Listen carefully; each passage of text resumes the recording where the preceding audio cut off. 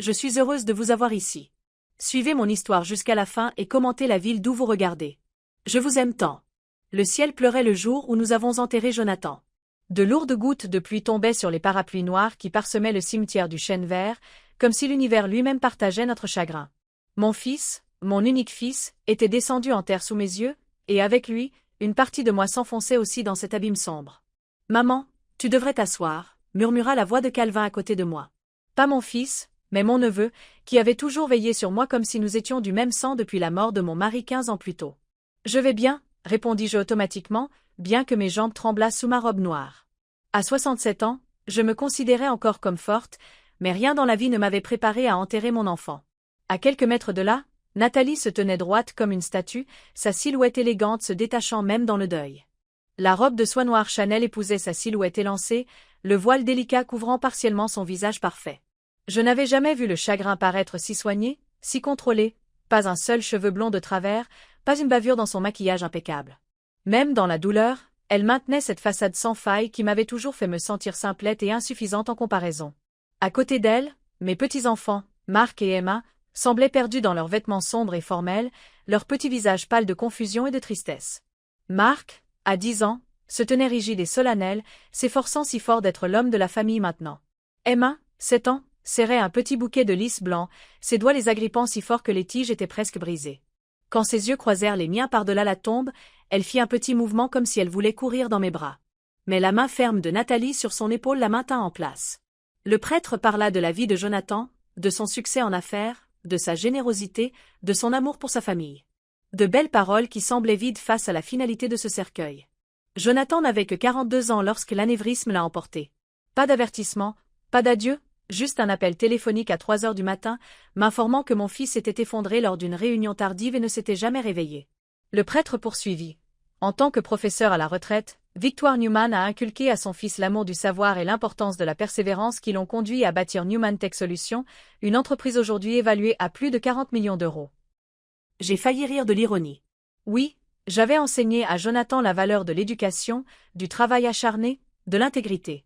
Je l'avais élevé seul après la crise cardiaque de mon mari, quand Jonathan n'avait que 16 ans. J'avais cumulé 2 emplois pour lui payer ses études supérieures. Mais maintenant, debout ici alors que son corps était confié à la terre, rien de tout cela n'avait d'importance. Le succès, la richesse, le statut, tout cela n'avait aucun sens face à la finalité cruelle de la mort. Mes yeux se portèrent à nouveau sur Nathalie. Son visage restait impassible, mais il y avait quelque chose dans ses yeux, un calcul froid qui semblait inapproprié pour le moment. Au cours des 10 années qui s'étaient écoulées depuis que Jonathan l'avait rencontré lors d'une conférence sur la technologie, je ne m'étais jamais vraiment connectée avec ma belle-fille. Elle était tombée enceinte de Marc moins de 3 mois après avoir rencontré Jonathan. Leur romance éclair avait abouti à un mariage somptueux qui semblait plus conçu pour les magazines que pour une véritable célébration. Au fil des ans, elle était polie lorsque c'était nécessaire, mais maintenait toujours une distance soigneusement construite entre nous. Mamie, une petite main toucha la mienne. Marc s'était approché silencieusement, ses yeux, si semblables à ceux de Jonathan, brillants de larmes contenues. Est-ce que papa est vraiment là-dedans? J'avalai le nœud qui s'était formé dans ma gorge. Juste son corps, mon chéri. Ce qui rendait ton père spécial, son amour, sa gentillesse, son intelligence, est en toi et en ta sœur maintenant. Maman dit qu'on déménage en Californie, murmura-t-il, l'anxiété plissant son jeune front. Est-ce que tu viens avec nous? La question me frappa comme un coup physique. La Californie, c'était la première fois que j'entendais parler d'un déménagement. Mon appartement à Paris, le foyer où j'avais vécu pendant 30 ans, n'était qu'à 20 minutes en voiture du domaine de Jonathan à Val-Fleury. Je voyais les enfants chaque semaine, parfois plus. La Californie signifierait. Avant que je puisse répondre, Nathalie apparut à nos côtés, son parfum coûteux pénétrant l'air humide. Marc, retourne à ta place, ordonna-t-elle, sa voix contrôlée mais ferme. Ce n'est pas le moment de bavarder. Ses yeux croisèrent brièvement les miens, un avertissement clair dans son regard. Sans un mot, Marc obéit, me laissant avec un vide qui semblait s'étendre à chaque instant. Je le regardai retourner à sa place à côté d'Emma, ses petites épaules carrées par l'effort de contenir ses émotions. La cérémonie se termina par un dernier cantique, les voix étranglées par le chagrin essayant de suivre la mélodie sombre. Un par un, les participants jetèrent des fleurs sur le cercueil. Quand mon tour vint, je laissai tomber la rose blanche que Jonathan disait toujours être ma marque de fabrique. Je les cultivais dans le petit jardin de mon appartement. « Au revoir, mon garçon », murmurai-je. Des mots que seuls les nuages en pleurs entendirent. À la réception après les funérailles, tenue dans le manoir que Jonathan et Nathalie avaient acheté seulement 2 ans auparavant, je me sentis comme une étrangère. Les invités, dont beaucoup que je ne reconnaissais pas, circulaient avec des flûtes de champagne, discutant à voix basse de l'avenir de l'entreprise, de la succession testamentaire. Des rumeurs sur qui prendrait le contrôle de Newman Tech. A-t-il laissé des instructions spécifiques pour toi? Demanda ma vieille amie Elisabeth, assise à côté de moi sur un canapé en cuir dans le coin le moins bondé de la pièce. Jonathan a toujours dit que je serais prise en charge, répondis-je, en regardant Nathalie circuler dans le hall, acceptant les condoléances avec la grâce d'une première dame. Mais honnêtement, Elisabeth, l'argent m'importe peu. Je veux juste m'assurer que je continuerai à faire partie de la vie de Marc et d'Emma. Elisabeth suivit mon regard vers les enfants, assis en silence sur un banc près de la fenêtre, regardant la pluie qui continuait de tomber. Tu connais Nathalie?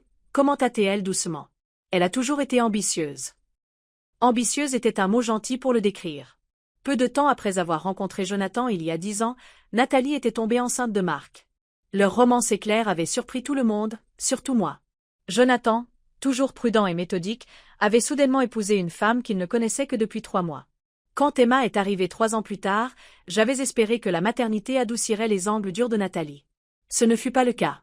Elle a mentionné la Californie à Marc, dis-je, ma voix tendue par l'inquiétude. Apparemment, il déménage. Les sourcils d'Elisabeth se haussèrent. Sans en discuter avec toi? C'est exactement ce à quoi je m'attends, terminai-je pour elle. Avant que nous puissions continuer, l'avocat de la famille, maître Carson Dubois, monta sur une petite estrade improvisée et se racla la gorge pour attirer l'attention. Un silence s'abattit sur l'assemblée. À la demande de madame Nathalie Newman, annonça-t-il formellement, la lecture du testament aura lieu maintenant pour la famille immédiate et les dirigeants. Je demande aux autres invités de nous laisser en privé en se retirant dans le hall adjacent. Mon cœur se mit à battre la chamade. C'était inattendu. Normalement, les lectures de testament n'avaient pas lieu lors des réceptions funéraires, mais Nathalie avait toujours eu tendance à rompre avec la tradition lorsque cela arrangeait ses affaires. Alors que la pièce se vidait, ne laissant qu'une dizaine de personnes, dont Nathalie, les enfants, Calvin et quelques cadres de l'entreprise, je sentis un frisson me parcourir l'échine. Il y avait quelque chose dans l'expression de Nathalie, un léger sourire contenu au coin de sa bouche parfaite, qui me remplit d'une terreur que je ne pouvais nommer. Maître Dubois ajusta ses lunettes et ouvrit un dossier en cuir marron. Le dernier testament de Jonathan James Newman, commença-t-il, sa voix stable malgré la tension qui s'était installée dans la pièce. Je restai assise, raide, dans un fauteuil en cuir, les mains fermement jointes sur mes genoux pour cacher leur tremblement. En face de moi, Nathalie s'était installée dans ce qui avait été le fauteuil de Jonathan, une pièce massive, semblable à un trône, à la tête de la pièce. Marc et Emma étaient assis de chaque côté d'elle, l'air petit et perdu. Alors que maître Dubois commençait à lire le préambule juridique formel, je surpris Nathalie en train de me regarder avec une expression qui me glaça le sang, une anticipation mêlée à ce que l'on ne pouvait décrire que comme du triomphe. Quelque chose n'allait pas du tout. À cet instant, je sus avec une certitude absolue que tout ce qui allait être révélé changerait tout, et j'avais raison. À ma femme bien-aimée, Nathalie Pierce Newman, continua maître Dubois, sa voix portant clairement dans la pièce silencieuse, je lègue l'intégralité de ma succession, y compris, mais sans s'illimiter, mes actions dans Newman Solutions, évaluées à environ 42 millions d'euros, nos propriétés en Île-de-France, à Paris et à Aspen, tous les investissements, comptes et effets personnels. Les mots me frappèrent comme des coups successifs, chacun intégral, totalité, tous chassant l'air de mes poumons plus efficacement que n'importe quelle attaque physique n'aurait pu le faire. Je m'agrippais aux accoudoirs de mon fauteuil, mes jointures blanchissant alors que je luttais pour assimiler ce que j'entendais. L'avocat poursuivit. De plus, madame Pierce Newman conservera la garde et la tutelle exclusive de nos enfants, Marc et Emma, avec une discrétion totale sur leur éducation, leur scolarité et leur lieu de résidence. Discrétion totale. L'expression résonnait dans mon esprit, ses implications se cristallisant avec une clarté terrifiante. La Californie. Elle pouvait les emmener en Californie ou n'importe où ailleurs sans me consulter, sans aucune obligation de maintenir ma relation avec eux. À mes collègues de Newman Tech Solutions, j'exprime ma gratitude pour votre loyauté et votre dévouement. La pièce commença à tourner devant mes yeux, les meubles élégants se brouillant en formes indistinctes alors que je luttais contre l'obscurité envahissante au bord de ma vision. Cela ne pouvait pas être vrai. Jonathan avait toujours promis, m'avait explicitement dit il y a quelques mois à peine, lors d'un dîner dans mon appartement, qu'il prendrait soin de moi, que ma relation avec les enfants serait protégée. « Maman » murmura Calvin, sa main chaude sur mon épaule. « Est-ce que ça va ?» Je hochai la tête mécaniquement, bien que rien n'aille bien. Plus rien n'irait jamais bien. D'abord la perte de mon fils, et maintenant ceci, la perte potentielle de mes petits-enfants, les seules parties restantes de Jonathan dans ce monde. Lorsque Maître Dubois eut fini de lire les divers legs caritatifs et directifs de l'entreprise, un lourd silence s'abattit sur la pièce. Puis, avec hésitation, je levai la main comme la professeure que j'avais été pendant 30 ans. Maître Dubois, ma voix me parut étrange, fine et vacillante. N'y avait-il aucune disposition pour moi? L'avocat baissa les yeux sur les documents, puis les releva vers moi avec un regret sincère dans le regard. J.E. Cranes K. Non, Madame Newman. Il n'y a aucun legs spécifique à votre nom dans ce document. Le silence qui suivit fut assourdissant. La poigne de Calvin sur mon épaule se resserra de manière protectrice. C'est scandaleux, marmonna-t-il. Jonathan n'aurait jamais quoi? La voix de Nathalie trancha l'air de la pièce comme une lame. Elle se leva de son fauteuil, une vision de deuil élégant, mais ses yeux brillaient de quelque chose qui ressemblait étrangement à de la satisfaction. Mon mari savait clairement ce qu'il faisait. Le testament parle de lui-même. Elle se tourna directement vers moi, ses traits parfaits arrangés en un fac-similé de compassion qui n'atteignait pas ses yeux. Victoire, je comprends que cela doit être décevant pour vous. Peut-être que Jonathan a supposé que je m'occuperais de vos besoins volontairement. Les enfants, réussis-je à dire, ma voix à peine plus haute qu'un murmure. Je ne me soucie que de continuer à faire partie de leur vie. Quelque chose se durcit dans l'expression de Nathalie. À ce sujet, dit-elle, son ton se refroidissant considérablement. Comme Maître Dubois vient de le lire, j'ai toute discrétion sur l'éducation des enfants. Nous déménageons en Californie le mois prochain. Un nouveau départ, tout ça. Mais je pourrais sûrement leur rendre visite, insistai-je, la panique montant dans ma poitrine. Ou ils pourraient rester avec moi pendant les vacances scolaires. Ce que Jonathan aurait voulu, interrompit sèchement Nathalie, est clairement énoncé dans son testament. Mes enfants ont besoin de stabilité maintenant, pas d'être ballottés d'un côté à l'autre. Elle ajouta, sa voix baissant jusqu'à un murmure cruel alors qu'elle se penchait vers moi, « Votre vie s'est terminée avec la sienne, Victoire. Vous n'êtes plus rien pour nous maintenant. Rien. » Des halètements dans la pièce m'indiquèrent que d'autres avaient entendu ces paroles vicieuses. Calvin se leva brusquement, le visage rouge de colère. « Comment osez-vous lui parler de cette façon ?» Nathalie se redressa, lissant sa robe avec des mains manucurées. Je pense que cette explosion émotionnelle démontre exactement pourquoi les enfants ont besoin de protection contre les influences déstabilisantes.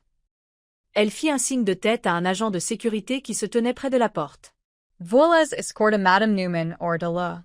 Elle est clairement trop bouleversée pour rester.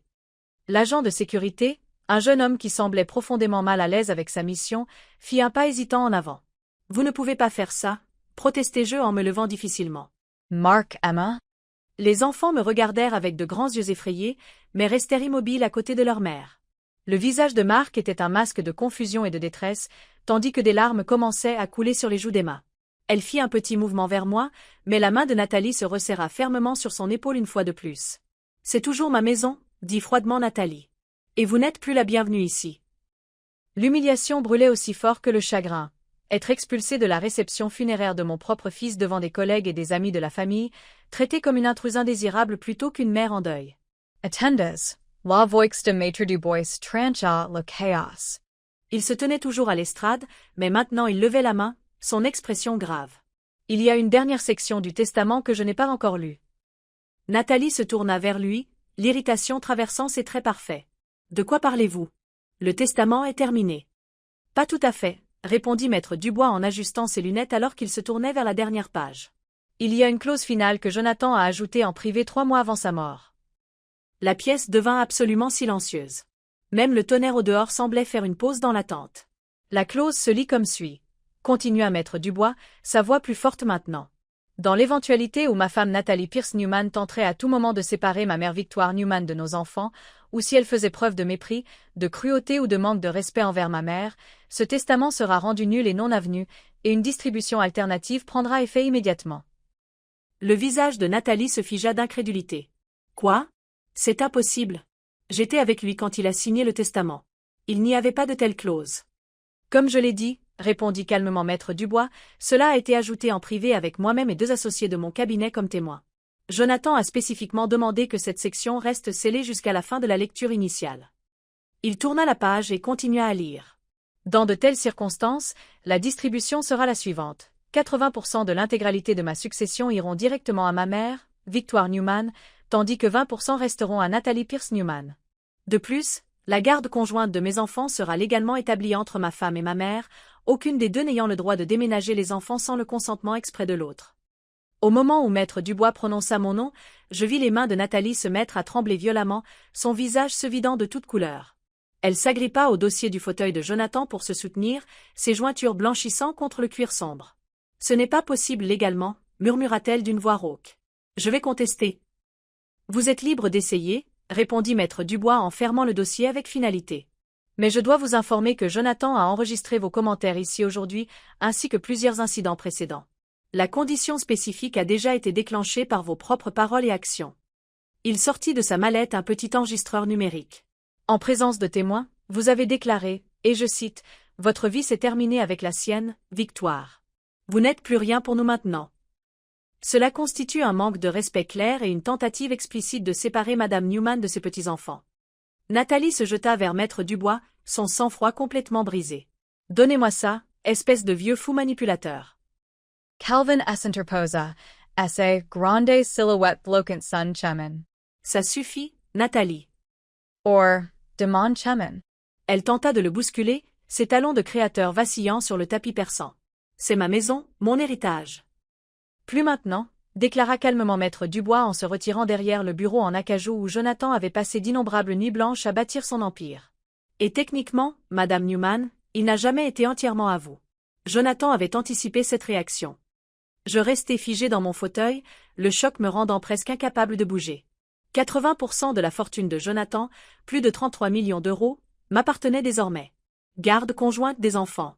Cela semblait incompréhensible, comme quelque chose tiré d'un feuilleton de l'après-midi plutôt que de ma vie calme et prévisible. Nathalie se retourna, pointant un doigt accusateur vers moi. Vous saviez, n'est-ce pas? Vous et Jonathan avez comploté dans mon dos. Je n'en avais aucune idée, répondis-je sincèrement, retrouvant enfin ma voix. Jonathan ne m'a jamais rien dit. Menteuse. Elle se décomposait maintenant, son sang-froid parfait se désintégrant à chaque seconde. Vous m'avez toujours détesté, toujours pensé que je n'étais pas assez bien pour votre précieux fils.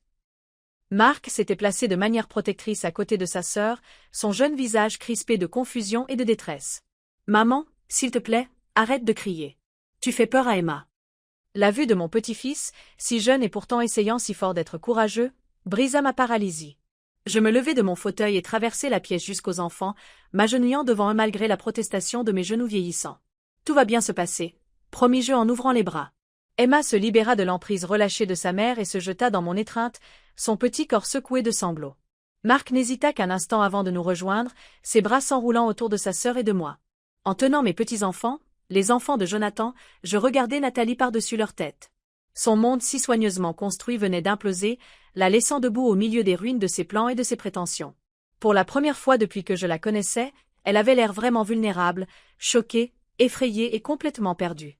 À cet instant, malgré tout, je ressentis une lueur de pitié pour elle, mais elle fut rapidement éteinte par le souvenir de ses paroles cruelles et la connaissance de ce qu'elle avait prévu pour moi, une vie sans les enfants, sans aucun lien avec la famille que j'aimais.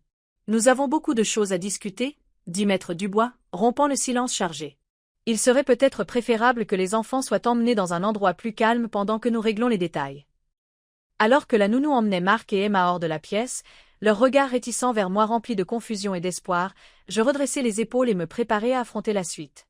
Jonathan, mon fils brillant et prévoyant, avait d'une manière ou d'une autre anticipé ce scénario exact et m'avait protégé d'outre-tombe. C'était maintenant à mon tour d'être forte pour lui, pour les enfants et pour moi-même. La porte du bureau se referma derrière les enfants avec un déclic doux qui sembla ponctuer le moment, divisant ma vie en un avant et un après clair. Calvin resta protecteur à mes côtés tandis que Nathalie arpentait la pièce comme un animal en cage, son sang-froid complètement brisé. « Je veux voir le document », exigea-t-elle, passant des doigts parfaitement manucurés dans ses cheveux, défaisant leur arrangement soigné. « Je veux voir cette prétendue clause secrète de mes propres yeux. » Maître Dubois hocha la tête, faisant glisser les papiers sur le bureau en acajou poli. « Je vous en prie. » Nathalie les attrapa, ses yeux parcourant frénétiquement les pages.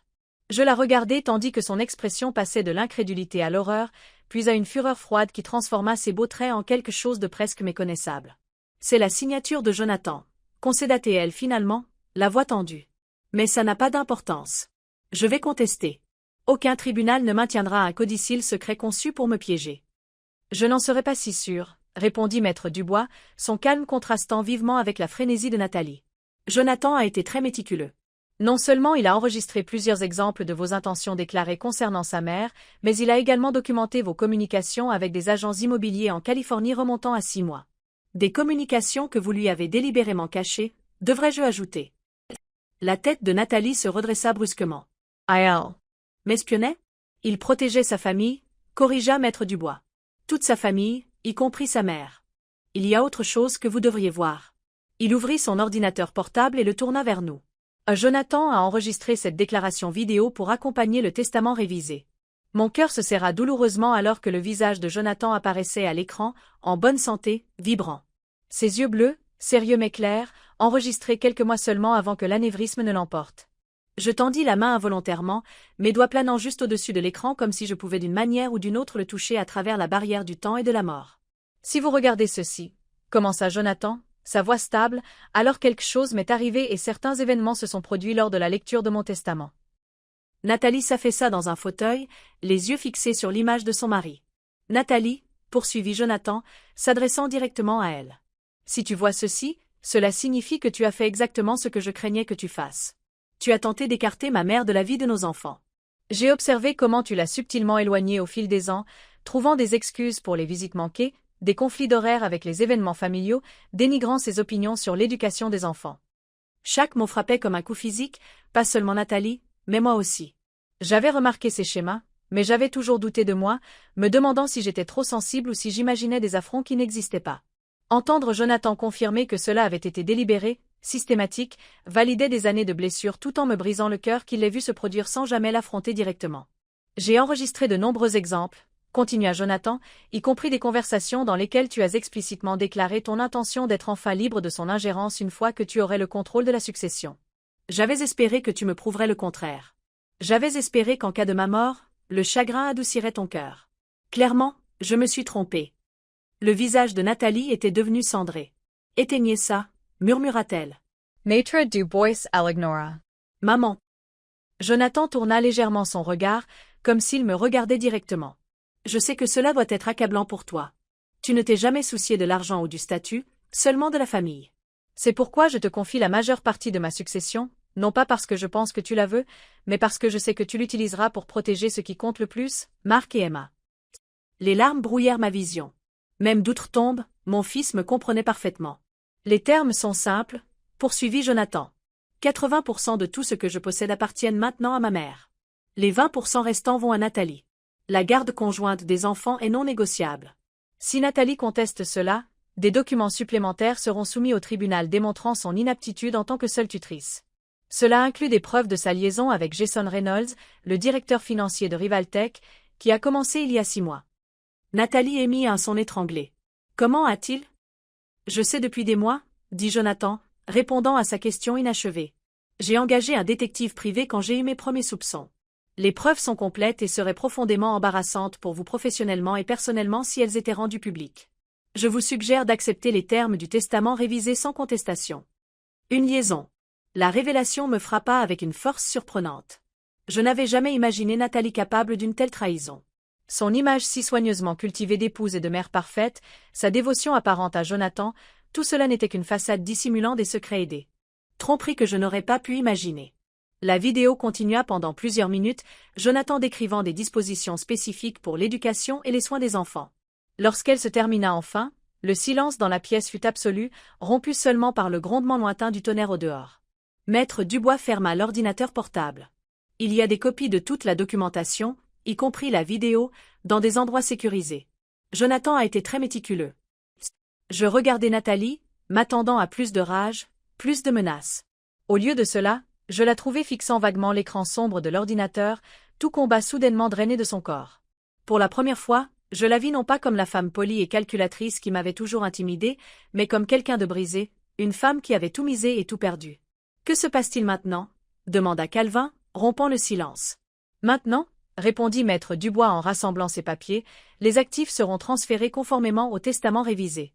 Je suggère que Madame Newman et Madame Pierce Newman engagent des avocats distincts pour naviguer dans les détails de l'arrangement de garde conjointe. » Je me levai de mon fauteuil sur des jambes chancelantes, traitant encore l'énormité de ce qui venait de se produire. En un seul après-midi, J'avais perdu mon fils, presque perdu mes petits-enfants et étais devenu multimillionnaire. Rien de tout cela ne semblait réel. Nathalie, dis-je doucement en m'approchant de son fauteuil. Indépendamment de ce qui s'est passé, nous aimons toutes les deux ces enfants. Pour leur bien, nous devons trouver un moyen d'avancer. Elle leva les yeux vers moi, son mascara coulant sous des yeux qui contenaient maintenant quelque chose que je n'y avais jamais vu auparavant. La défaite. Vous avez gagné, victoire, dit-elle platement. Que voulez-vous de plus de moi? Il ne s'agit pas de gagner, répondis-je. Il s'agit de ce que Jonathan voulait pour ses enfants, que nous soyons toutes les deux dans leur vie. Elle rit amèrement. Toujours assez noble. Pas étonnant que Jonathan vous ait adoré. La mère parfaite, la boussole morale parfaite. Sa voix dégoulinait de ressentiment.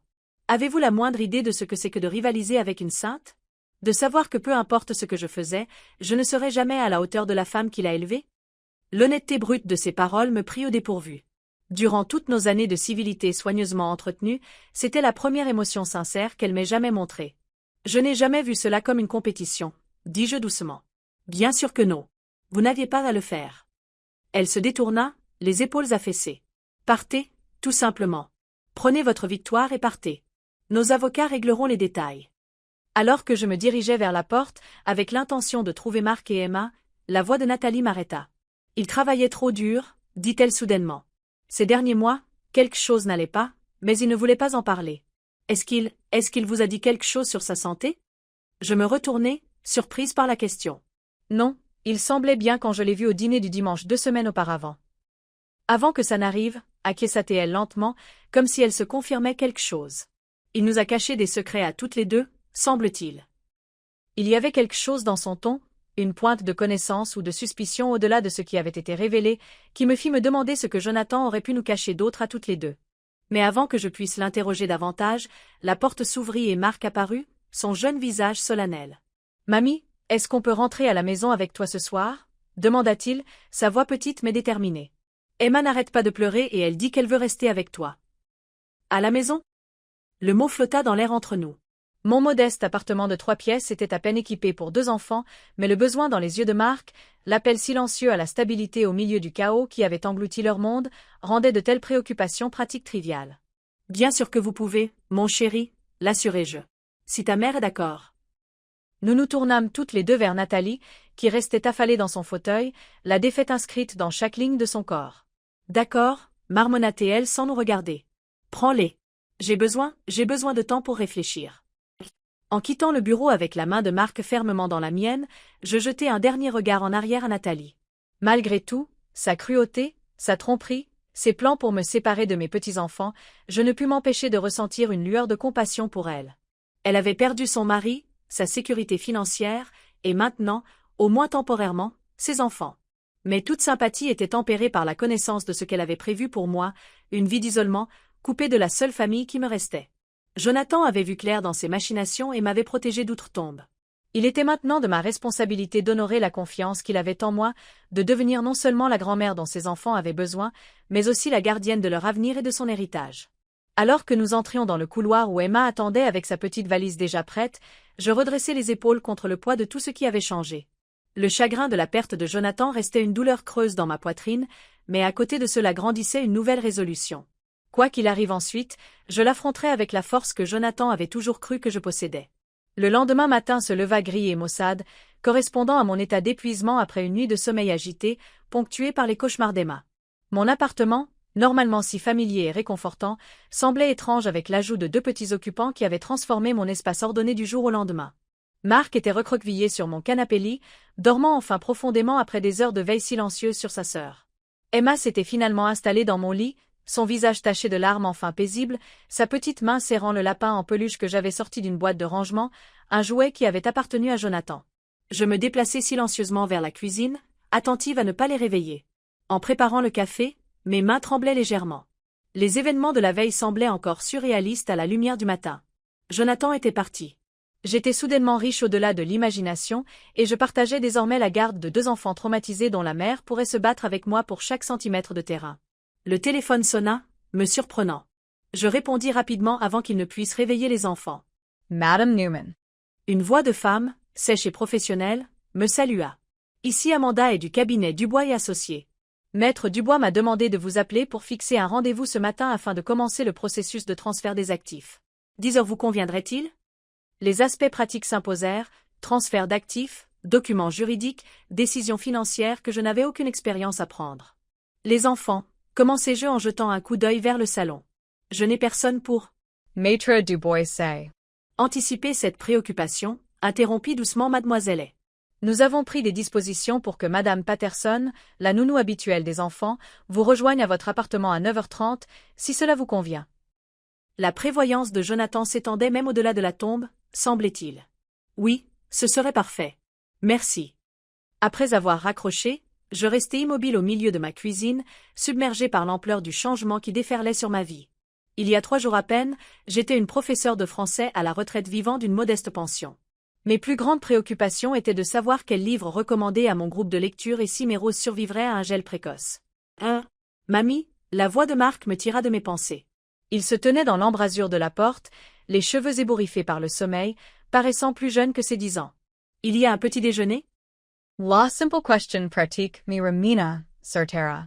Les enfants avaient besoin de routine, de normalité, surtout au milieu du chaos. Bien sûr, mon chéri. Qu'adorais tu de crêpes? Ton père adorait mes crêpes au sucre et à la confiture de myrtille quand il avait ton âge. Son visage s'éclaira légèrement. Avec un supplément de confiture? Absolument.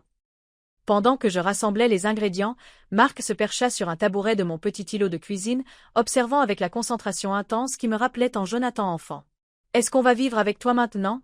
demanda-t-il soudainement, sa voix soigneusement neutre, comme le font les enfants lorsqu'ils essaient d'être courageux. Je mesurai la farine, gagnant du temps pour formuler une réponse qui n'ajouterait pas à son incertitude. Pas exactement. Ton père a arrangé les choses pour que nous partagions du temps avec vous, ta mère et moi. Donc, vous passerez du temps chez elle et du temps ici avec moi. Mais on ne déménage pas en Californie. Non, l'assurai-je, me souvenant des termes explicites du testament. Pas à moins que ta mère et moi soyons d'accord que ce serait le mieux pour vous, ce qui, je pense, n'arrivera pas. Il hocha la tête, absorbant l'information. Papa savait que maman allait essayer de nous éloigner de toi, n'est-ce pas? C'est pour ça qu'il a fait cette partie spéciale du testament. La perspicacité des enfants ne cessait de m'étonner. Ton père voulait s'assurer que toi et Emma nous auriez toutes les deux dans votre vie. Même si maman et toi ne vous aimez pas? J'ai failli laisser tomber le saladier. Marc, qu'est-ce qui te fait dire ça? Il me lança un regard bien trop savant pour son âge. Maman a toujours ce sourire crispé quand tu viens nous voir. Et elle fait ses commentaires après ton départ, sur tes vêtements ou ton appartement, ou sur la façon dont tu interfères avec notre emploi du temps. Mon cœur assez Sarah. J'avais toujours pris soin de ne jamais parler négativement de Nathalie devant les enfants, supposant qu'elle me rendait la même courtoisie. Clairement, je m'étais trompée. Parfois, les adultes ont des relations compliquées, dis-je prudemment. Mais cela ne veut pas dire que nous ne vous aimons pas toutes les deux très fort. Avant qu'il ne puisse répondre, une Emma endormie entra, serrant le lapin en peluche. Je sens les crêpes. Le moment des vérités difficiles passa alors que je tournais mon attention vers le repas de mes petits-enfants, établissant un semblant de normalité dans un monde sens dessus-dessous. Madame Patterson arriva précisément à 9h30, une femme compétente et au visage bienveillant, la cinquantaine, qui salua les enfants avec une chaleur sincère. Elle leur apporta des vêtements propres et des articles de toilette, emballés à la hâte de leur chambre dans la maison principale. Madame Newman m'a demandé de vous donner ceci, dit-elle doucement, me tendant une enveloppe une fois que les enfants furent occupés avec leur sac à dos. À l'intérieur se trouvait une brève note dactylographiée. J'ai demandé à Madame Patterson de rester avec les enfants dans votre appartement jusqu'à ce que nous parvenions à un arrangement plus permanent. Mon avocat contactera le vôtre demain. N'essayez pas de me contacter directement. Natalie. Aucune mention de quand elle voulait voir ses enfants. Aucune question sur leur bien-être après les événements traumatisants de la veille. La froideur de la note me glaça. A-t-elle demandé des nouvelles des enfants? Interrogeai-je doucement Madame Patterson. Une lueur de quelque chose, de la désapprobation, peut-être, traversa le visage de la nounou. Elle a demandé s'ils étaient en sécurité et convenablement logés. Je l'ai assuré qu'ils l'étaient. L'insuffisance flagrante de l'inquiétude de Nathalie m'irrita plus que sa cruauté de la veille. C'étaient ses enfants. Des enfants qui venaient de perdre leur père et d'assister à l'effondrement public de leur mère. Ils méritaient plus que des demandes cliniques sur leur sécurité physique. À contre-cœur, je l'ai laissé entre les mains compétentes de Madame Patterson et pris un taxi pour les bureaux de Dubois et Associés, l'esprit rempli de questions et de préoccupations. Le cabinet d'avocats occupait le dernier étage d'un immeuble étincelant du centre-ville, le décor évoquant l'argent ancien et le pouvoir établi. Maître Dubois m'accueillit personnellement, me faisant entrer dans une salle de conférence où 3 autres personnes attendaient. Une conseillère financière, un comptable et un autre avocat spécialisé en droit des successions. Madame Newman, commença Maître Dubois une fois les présentations faites.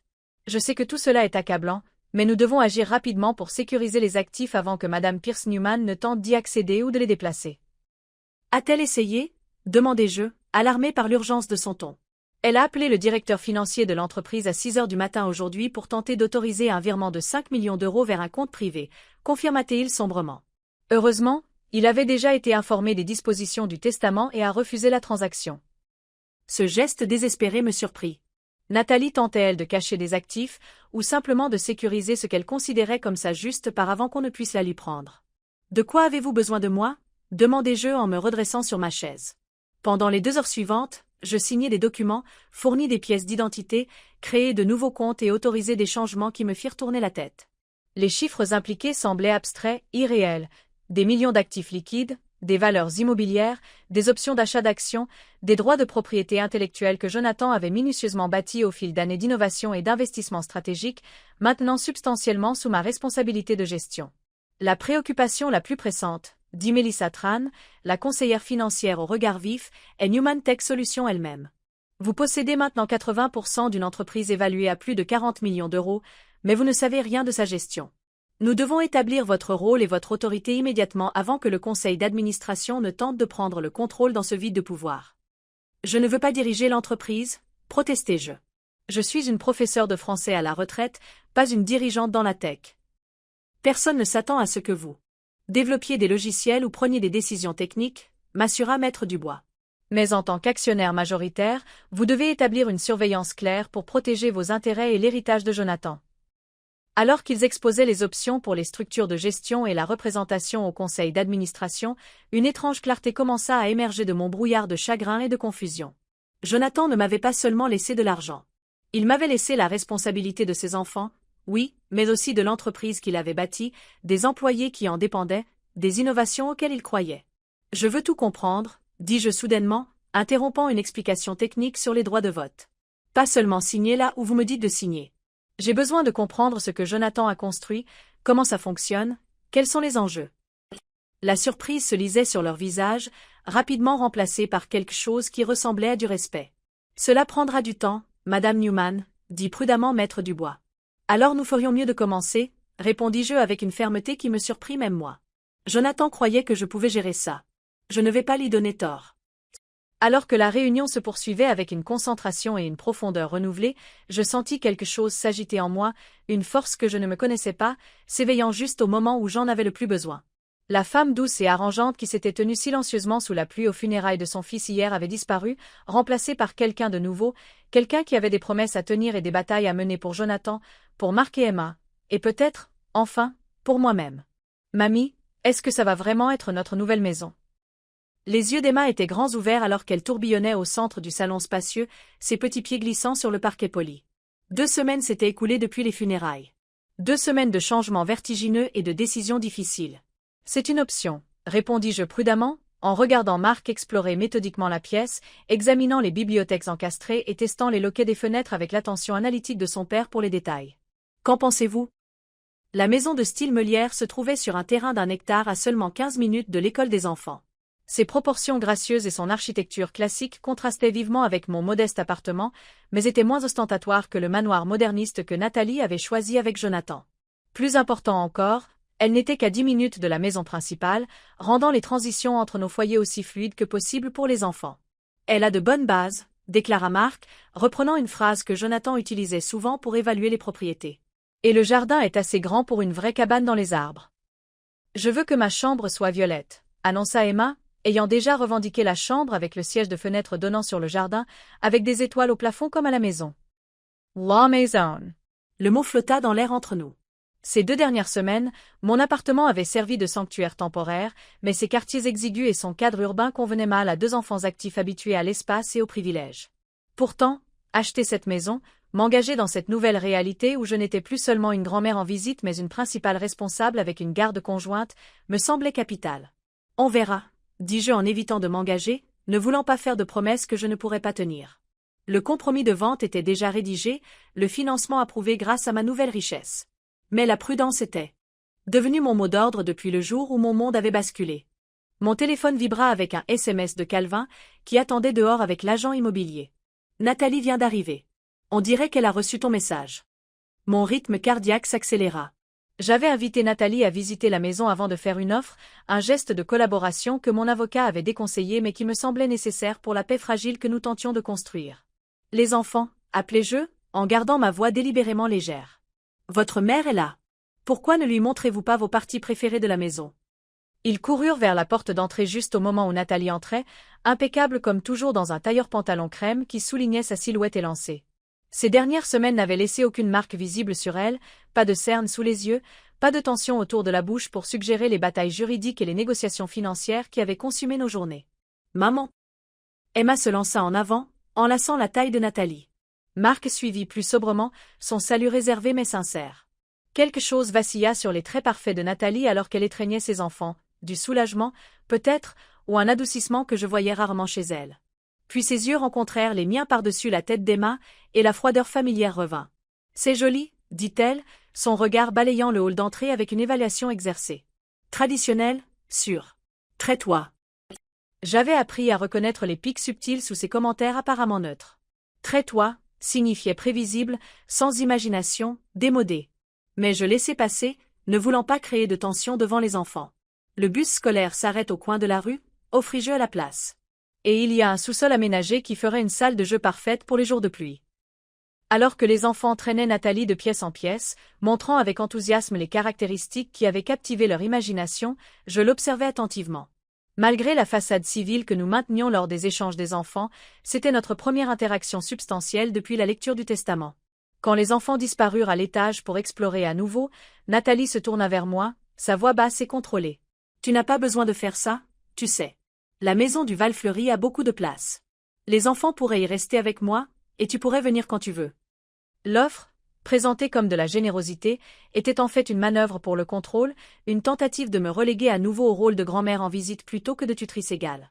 Jonathan voulait la garde conjointe, répondis-je simplement. Cela signifie 2 maisons, 2 ensembles égaux de droits et de responsabilités. Sa mâchoire parfaite se contracta presque imperceptiblement. C'est de ça qu'il s'agit? Suivre les souhaits de Jonathan à la lettre, jouer la mère dévouée même dans sa mort? L'accusation me piqua, en partie parce qu'elle contenait un grain de vérité. J'avais passé ma vie à essayer d'être ce dont Jonathan avait besoin, d'abord en tant que mère célibataire, déterminée à lui donner toutes les chances, puis en tant que figure de soutien en arrière-plan de son succès d'adulte. Mais c'était différent. Il s'agit de Marc et d'Emma, dis-je doucement. De leur donner de la stabilité et de la constance après la perte de leur père. Et de l'entreprise, rétorqua-t-elle. Prendre le contrôle de Newman Tech, est-ce aussi pour les enfants, ou est-ce pour prouver quelque chose? La nouvelle de mes activités chez Newman Tech lui était clairement parvenue. Au cours des 2 dernières semaines, j'avais rencontré l'équipe de direction, visité les installations et commencé une formation intensive sur les produits et la position sur le marché de l'entreprise. Je n'avais pas encore fait de changements spectaculaires, mais ma présence et le pouvoir que je détenais désormais en tant qu'actionnaire majoritaire avaient envoyé des ondes de choc à travers la structure de l'entreprise. L'entreprise est l'héritage de Jonathan, répondis-je. J'apprends ce que j'ai besoin de savoir pour le protéger. Pour quelqu'un qui prétendait ne pas se soucier de l'argent, tu as certainement adopté ta nouvelle richesse rapidement, observa-t-elle, son ton délibérément désinvolte alors qu'elle examinait une moulure complexe le long du plafond. La maison, la supervision de l'entreprise, les conseillers financiers privés, ça te va mieux que ce que j'aurais imaginé. La tentative subtile de me faire honte d'utiliser les ressources que Jonathan m'avait laissées était transparente mais efficace.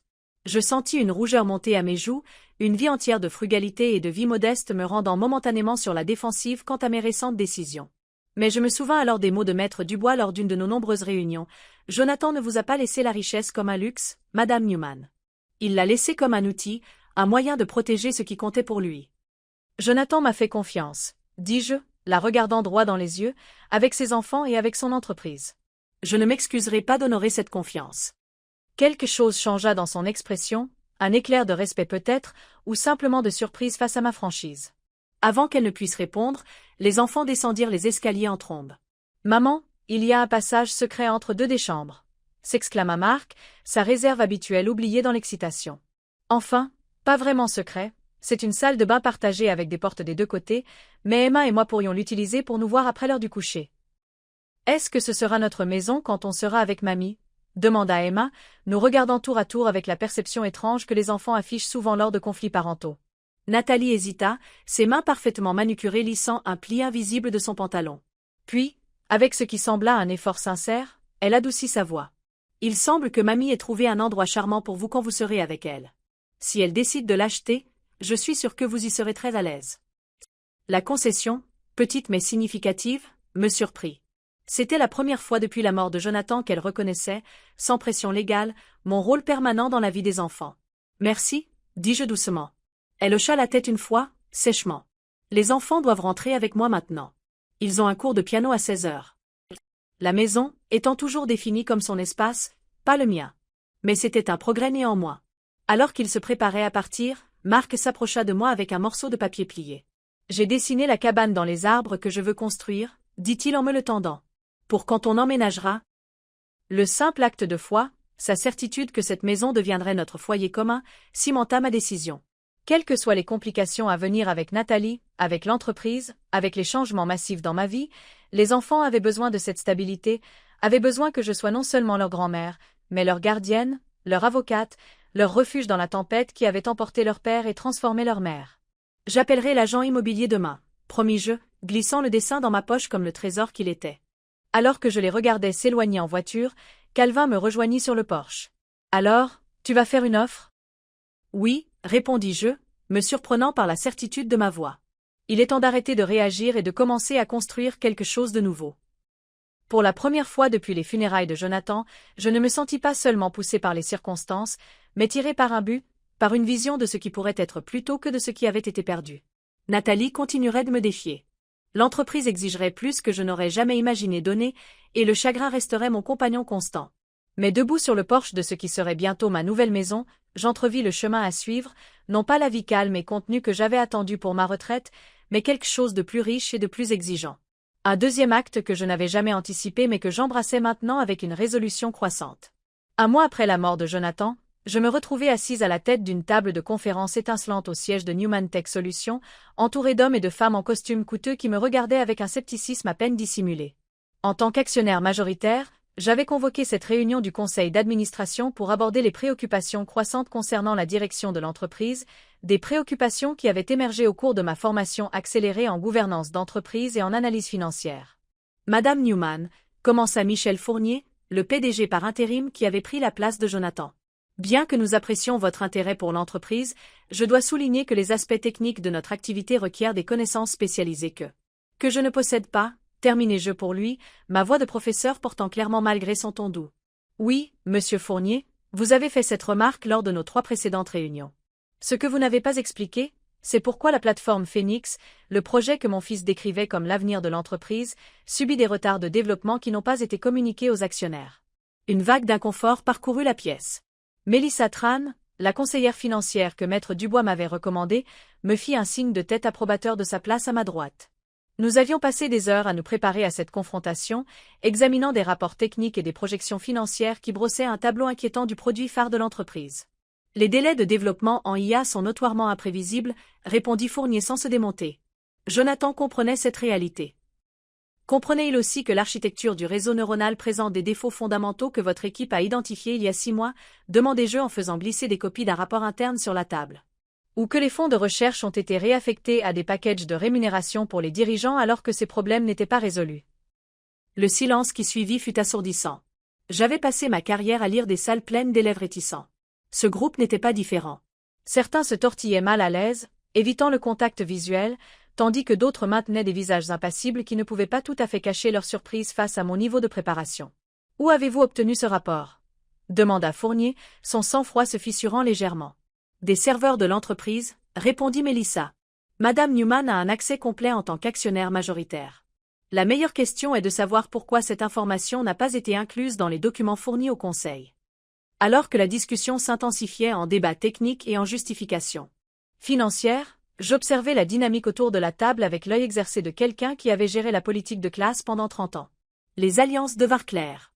Certains membres du Conseil semblaient sincèrement choqués par les révélations, tandis que d'autres s'alignaient subtilement avec Fournier par leur langage corporel et leurs interjections de soutien.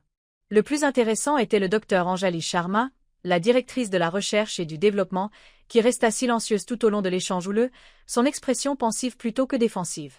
Lorsque les arguments atteignirent une accalmie naturelle, je m'adressai directement à elle. Docteur Sharma, en tant que personne la plus familière avec la plateforme Phoenix, quelle est votre évaluation de la situation actuelle? Tous les yeux se tournèrent vers la femme distinguée à l'autre bout de la table. Elle ajusta ses lunettes avec un soin délibéré, gagnant du temps pour formuler sa réponse. La plateforme Phoenix a un potentiel significatif, commença-t-elle prudemment. La vision de Jonathan était révolutionnaire, utiliser l'intelligence artificielle pour créer des systèmes d'apprentissage adaptatifs qui répondent aux schémas cognitifs individuels. Mais la mise en œuvre actuelle a des problèmes structurels qui n'ont pas été adéquatement résolus avant que nous nous engagions sur des délais de commercialisation. Pourraient-ils être résolus? Insistai-je. Avec des ressources suffisantes et des délais réalistes, oui, répondit-elle. Mais pas dans le trimestre, comme nous l'avons promis aux investisseurs. Le visage de Fournier vira au rouge de colère. C'est précisément le genre de discussion technique qui devrait avoir lieu dans les canaux appropriés, pas dans une réunion du conseil avec. Il hésita, reconsidérant clairement son choix de mots, des participants non techniques. Le ton dédaigné m'était familier, la même condescendance que j'avais rencontrée tout au long de ma vie lorsque des hommes me sous-estimaient en fonction de mon sexe, de mon âge ou de ma profession. Mais là où j'aurais pu autrefois battre en retraite, je me penchai en avant. À Monsieur Fournier, je ne comprends peut-être pas les subtilités de l'architecture des réseaux neuronaux, mais je reconnais l'obscurcissement quand je l'entends. Cette entreprise, l'héritage de mon fils, est à un tournant critique. Nous pouvons soit reconnaître les problèmes honnêtement et les résoudre correctement, soit continuer à prétendre que tout va bien jusqu'à ce que l'échec inévitable détruise non seulement la plateforme Phoenix, mais potentiellement l'entreprise entière. Ma voix resta stable, mais je l'infusai de l'autorité tranquille que j'avais développée au cours de décennies à commander des salles de classe. Je demande un vote de défiance envers la direction actuelle. Le geste audacieux, planifié avec Mélissa mais toujours terrifiant à exécuter, provoqua une onde de choc dans la pièce. Les membres du conseil échangèrent des regards alarmés. Quelqu'un halta réellement. C'est absurde, balbutia Fournier. Vous ne pouvez pas simplement arriver ici après un mois et... Je possède 80% de cette entreprise, interrompis-je calmement. Je peux en effet demander ce vote, et selon les statuts que Jonathan a établis, je peux le faire avec effet immédiat. Ce qui suivit fut 3 heures de débats intenses, de consultations juridiques et de contre-arguments de plus en plus désespérés de la part des partisans de Fournier. En fin d'après-midi, épuisé mais résolu, j'avais obtenu ce pourquoi j'étais venu. Fournier et 2 autres dirigeants furent démis de leurs fonctions. Le docteur Sharma fut nommée directrice technique par intérim, et un comité de recherche fut créé pour trouver un nouveau PDG qui donnerait la priorité à l'intégrité du produit plutôt qu'aux promesses marketing. Alors que les membres du conseil sortaient, certains sous le choc, d'autres discrètement solidaires, le docteur Sharma s'approcha de moi. Jonathan serait fier, dit-elle simplement. Il a toujours dit que vous étiez plus forte que quiconque ne le savait. La validation de quelqu'un qui avait travaillé en étroite collaboration avec mon fils me fit monter des larmes inattendues aux yeux. J'essaie juste de protéger ce qu'il a construit. C'est plus que ça, répondit-elle. Vous faites preuve du même courage que lui lorsqu'il a fondé cette entreprise, en choisissant le chemin le plus difficile mais juste plutôt que le plus facile mais erroné. Je rassemblai mes papiers, émotionnellement et physiquement épuisé par la confrontation, mais ressentant aussi un curieux sentiment d'accomplissement. M'aiderez-vous à comprendre les défis techniques? Demandai-je. J'ai besoin de savoir à quoi nous sommes confrontés si je dois continuer à prendre ce genre de décision. Bien sûr, accepta-t-elle volontiers. Jonathan disait toujours que vous appreniez vite. La mention de Jonathan, ses souvenirs désinvoltes de personnes qui avaient connu des facettes de lui différentes des miennes, me peinaient et me réconfortaient à la fois. Chaque nouvelle histoire était une nouvelle connexion avec lui, même si elle soulignait son absence. Mon chauffeur m'attendait lorsque je sortis du bâtiment dans la lumière déclinante de l'après-midi. Je vérifiai ma montre, calculant si j'arriverais à la maison avant que Marc et Emma ne reviennent de leur journée avec Nathalie. Le calendrier de garde que nous avions établi divisait les jours de semaine entre nous, avec des transitions à 18 heures, une routine qui offrait une stabilité aux enfants tout en minimisant les interactions directes entre Nathalie et moi. Mais alors que je m'installais sur la banquette arrière, mon téléphone sonna. Le numéro de Nathalie apparut à l'écran. Mon estomac se noua instinctivement. Elle appelait rarement directement, préférant communiquer par SMS, si nécessaire, par l'intermédiaire de la nounou des enfants. « Allô, Nathalie ?» répondis-je en gardant une voix neutre. « Je viens de recevoir un appel très intéressant. » Commença-t-elle sans préambule, son ton vif de colère. « Apparemment, vous avez organisé un sacré coup d'état chez Newman Tech aujourd'hui. » Les nouvelles voyageaient vite dans les cercles d'entreprise. J'ai fait les changements nécessaires pour répondre à de sérieuses préoccupations concernant la direction de l'entreprise. Sans me consulter? L'indignation dans sa voix était palpable.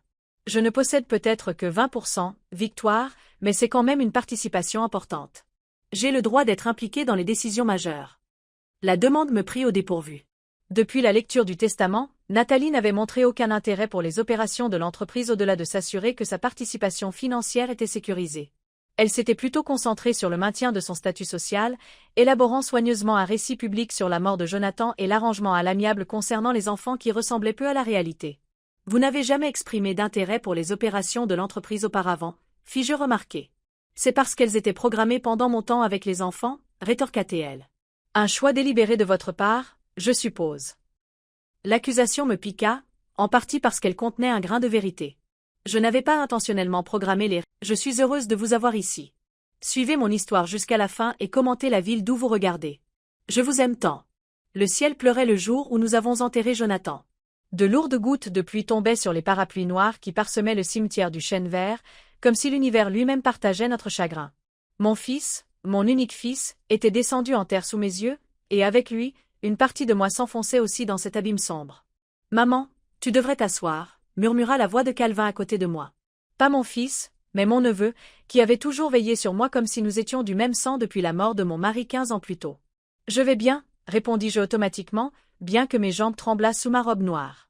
À 67 ans, je me considérais encore comme forte, mais rien dans la vie ne m'avait préparée à enterrer mon enfant. À quelques mètres de là, Nathalie se tenait droite comme une statue, sa silhouette élégante se détachant même dans le deuil. La robe de soie noire Chanel épousait sa silhouette élancée, le voile délicat couvrant partiellement son visage parfait. Je n'avais jamais vu le chagrin paraître si soigné, si contrôlé, pas un seul cheveu blond de travers, pas une bavure dans son maquillage impeccable.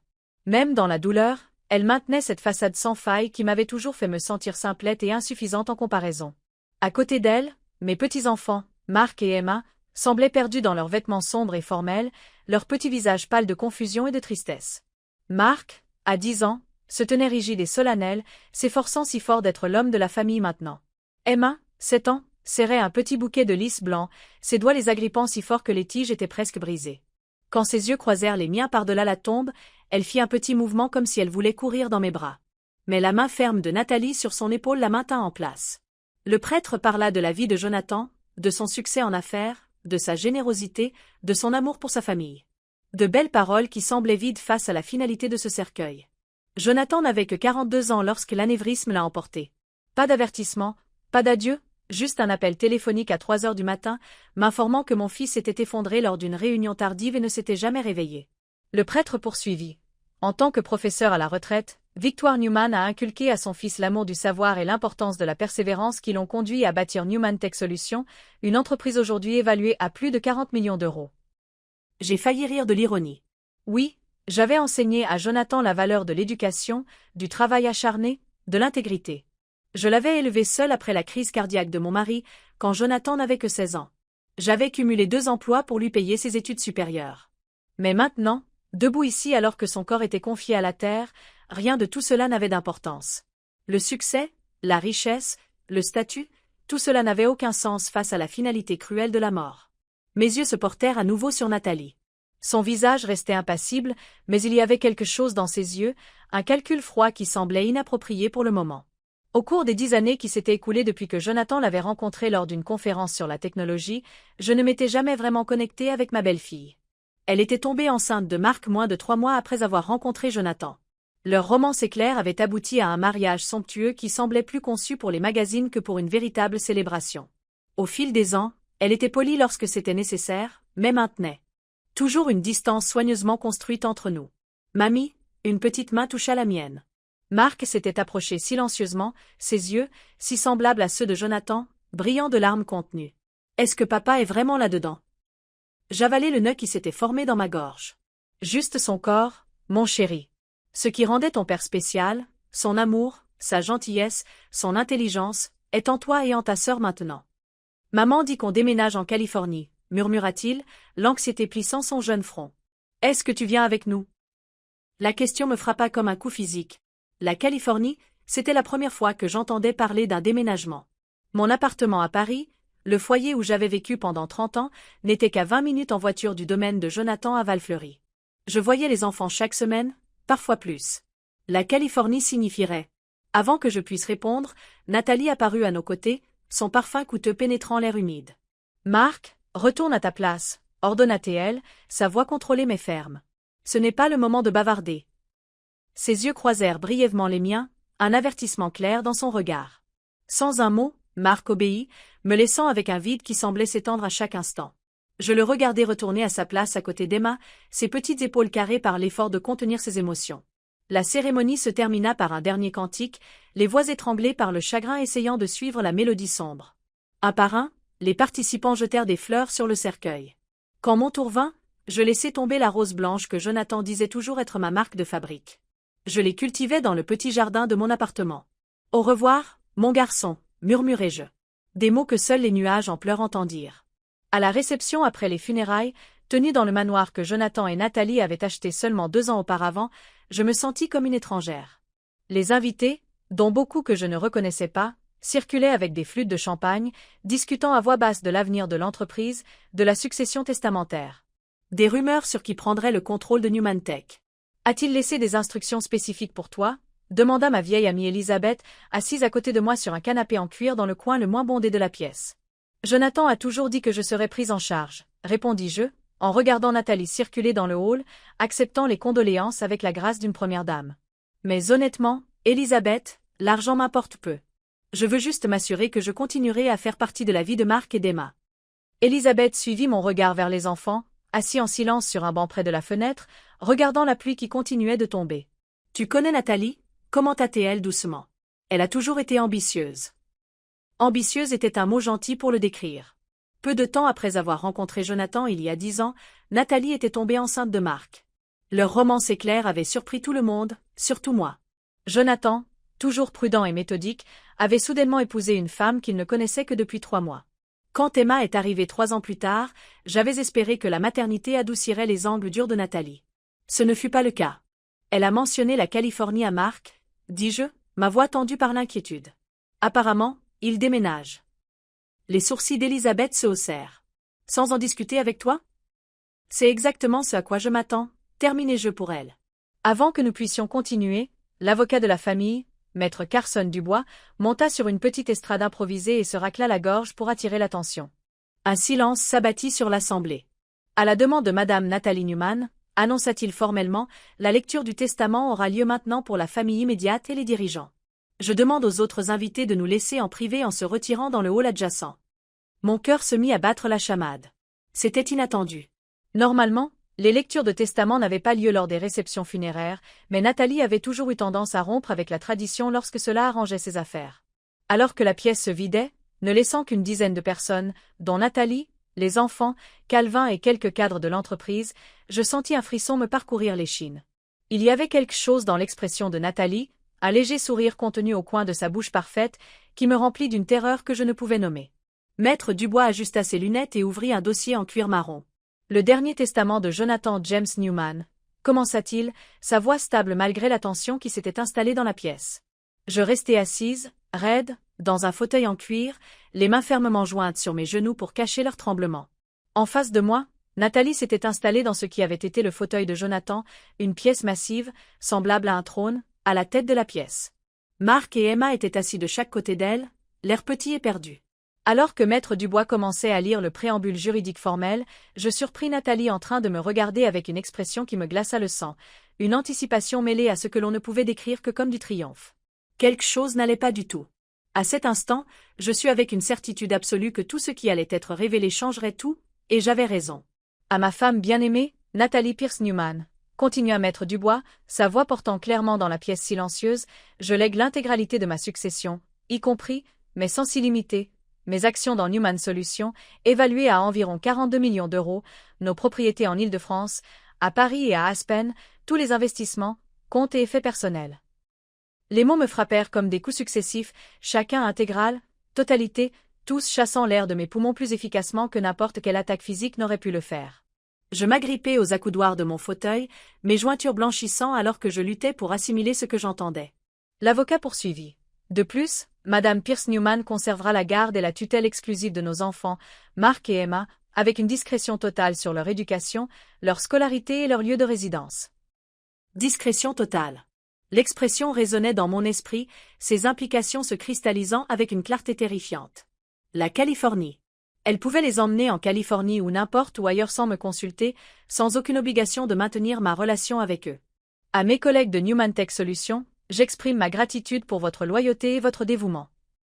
La pièce commença à tourner devant mes yeux, les meubles élégants se brouillant en formes indistinctes alors que je luttais contre l'obscurité envahissante au bord de ma vision. Cela ne pouvait pas être vrai. Jonathan avait toujours promis, m'avait explicitement dit il y a quelques mois à peine, lors d'un dîner dans mon appartement, qu'il prendrait soin de moi, que ma relation avec les enfants serait protégée. « Maman » murmura Calvin, sa main chaude sur mon épaule. « Est-ce que ça va ?» Je hochai la tête mécaniquement, bien que rien n'aille bien. Plus rien n'irait jamais bien. D'abord la perte de mon fils, et maintenant ceci, la perte potentielle de mes petits-enfants, les seules parties restantes de Jonathan dans ce monde. Lorsque Maître Dubois eut fini de lire les divers legs caritatifs et directifs de l'entreprise, un lourd silence s'abattit sur la pièce. Puis, avec hésitation, je levai la main comme la professeure que j'avais été pendant 30 ans. Maître Dubois, ma voix me parut étrange, fine et vacillante. N'y avait-il aucune disposition pour moi? L'avocat baissa les yeux sur les documents, puis les releva vers moi avec un regret sincère dans le regard. J.E. Cranes K. Non, Madame Newman. Il n'y a aucun legs spécifique à votre nom dans ce document. Le silence qui suivit fut assourdissant. La poigne de Calvin sur mon épaule se resserra de manière protectrice. C'est scandaleux, marmonna-t-il. Jonathan n'aurait jamais quoi? La voix de Nathalie trancha l'air de la pièce comme une lame. Elle se leva de son fauteuil, une vision de deuil élégant, mais ses yeux brillaient de quelque chose qui ressemblait étrangement à de la satisfaction. Mon mari savait clairement ce qu'il faisait. Le testament parle de lui-même. Elle se tourna directement vers moi, ses traits parfaits arrangés en un fac-similé de compassion qui n'atteignait pas ses yeux. Victoire, je comprends que cela doit être décevant pour vous. Peut-être que Jonathan a supposé que je m'occuperais de vos besoins volontairement. Les enfants, réussis-je à dire, ma voix à peine plus haute qu'un murmure. Je ne me soucie que de continuer à faire partie de leur vie. Quelque chose se durcit dans l'expression de Nathalie. À ce sujet, dit-elle, son ton se refroidissant considérablement. Comme Maître Dubois vient de le lire, j'ai toute discrétion sur l'éducation des enfants. Nous déménageons en Californie le mois prochain. Un nouveau départ, tout ça. Mais je pourrais sûrement leur rendre visite, insistai-je, la panique montant dans ma poitrine. Ou ils pourraient rester avec moi pendant les vacances scolaires. Ce que Jonathan aurait voulu, interrompit sèchement Nathalie, est clairement énoncé dans son testament. Mes enfants ont besoin de stabilité maintenant, pas d'être ballottés d'un côté à l'autre. Elle ajouta, sa voix baissant jusqu'à un murmure cruel alors qu'elle se penchait vers moi. Votre vie s'est terminée avec la sienne, Victoire. Vous n'êtes plus rien pour nous maintenant. Rien. Des halètements dans la pièce m'indiquèrent que d'autres avaient entendu ces paroles vicieuses. Calvin se leva brusquement, le visage rouge de colère. Comment osez-vous lui parler de cette façon? Nathalie se redressa, lissant sa robe avec des mains manucurées. Je pense que cette explosion émotionnelle démontre exactement pourquoi les enfants ont besoin de protection contre les influences déstabilisantes. Elle fit un signe de tête à un agent de sécurité qui se tenait près de la porte. Voiles escorte Madame Newman hors de là. Elle est clairement trop bouleversée pour rester. L'agent de sécurité, un jeune homme qui semblait profondément mal à l'aise avec sa mission, fit un pas hésitant en avant. Vous ne pouvez pas faire ça, protestai-je en me levant difficilement. Mark, Emma? Les enfants me regardèrent avec de grands yeux effrayés, mais restèrent immobiles à côté de leur mère. Le visage de Mark était un masque de confusion et de détresse, tandis que des larmes commençaient à couler sur les joues d'Emma. Elle fit un petit mouvement vers moi, mais la main de Nathalie se resserra fermement sur son épaule une fois de plus. C'est toujours ma maison, dit froidement Nathalie. Et vous n'êtes plus la bienvenue ici. L'humiliation brûlait aussi fort que le chagrin. Être expulsée de la réception funéraire de mon propre fils devant des collègues et des amis de la famille, traitée comme une intruse indésirable plutôt qu'une mère en deuil. Attendes, la voix de Maître Dubois trancha le chaos. Il se tenait toujours à l'estrade, mais maintenant il levait la main, son expression grave. Il y a une dernière section du testament que je n'ai pas encore lue. Nathalie se tourna vers lui, l'irritation traversant ses traits parfaits. De quoi parlez-vous? Le testament est terminé. Pas tout à fait, répondit Maître Dubois en ajustant ses lunettes alors qu'il se tournait vers la dernière page. Il y a une clause finale que Jonathan a ajoutée en privé 3 mois avant sa mort.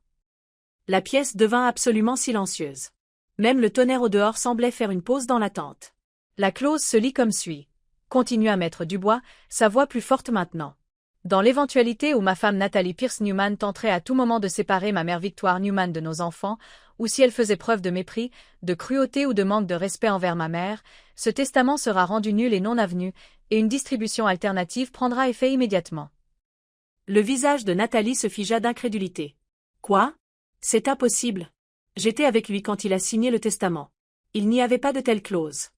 Comme je l'ai dit, répondit calmement Maître Dubois, cela a été ajouté en privé avec moi-même et 2 associés de mon cabinet comme témoins. Jonathan a spécifiquement demandé que cette section reste scellée jusqu'à la fin de la lecture initiale.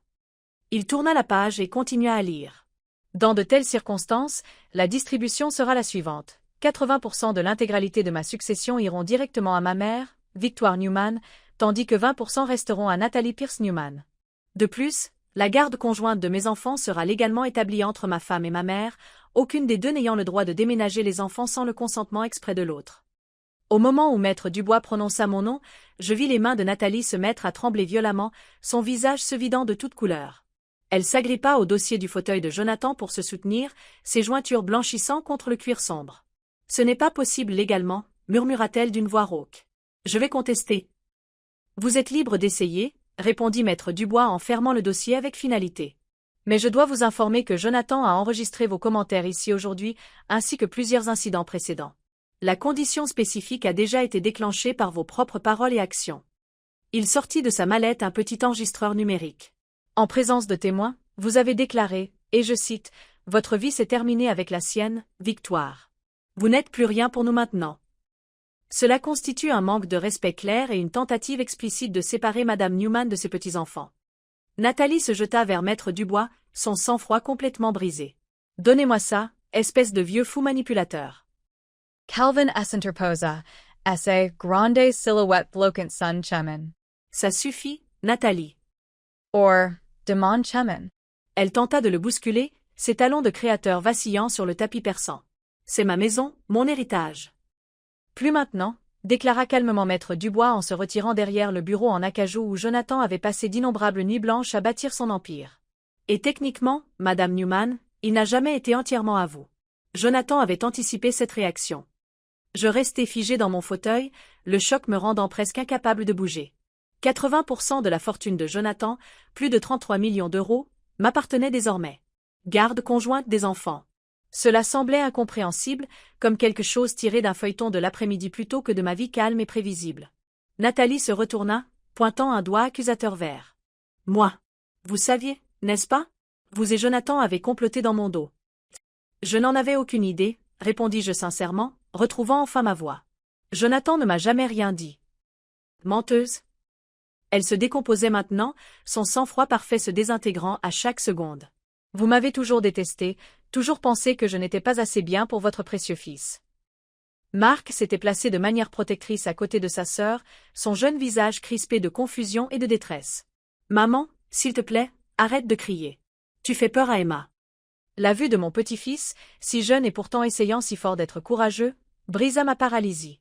Je me levai de mon fauteuil et traversai la pièce jusqu'aux enfants, m'agenouillant devant eux malgré la protestation de mes genoux vieillissants.